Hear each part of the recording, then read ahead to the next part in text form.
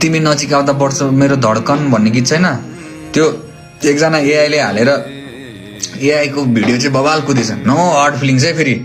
मेरो मनको hard feelings चाहिँ छैन तिमीले किन मेरो गीत लगेर बनायो यताउति गर्यो भन्न चाहदिनँ म किनकि सबैले गरौँ न यताउति गर्नु बनाए राम्रो क्रिएटिभिटी गरे यताउति गरे एआईबाट गरेर हालिदिए यताउति गरे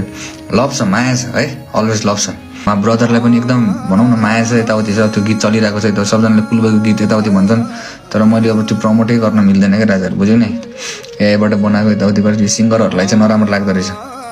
अहिले मार्केट हान्यो अहिले उ गरिरहेको छ यताउति गरेको छ भन्दाखेरि तर राम्रो क्रिएटिभिटी हो राम्रो दिमाग लगाएर क्रिएटिभ भएर गर्नुभएको रहेछ एकदम माया छ अलवेज पैसा कमाउनु होला यताउति गर्नु होला घरसर परिवार धान्नु यताउति गर्नु होला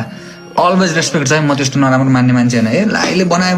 म त यसलाई स्ट्राइक हानिहाल्छु यसले पैसा कमायो यार म त स्ट्राइक हान्छु भने त्यस्तो खालको मान्छे छैन है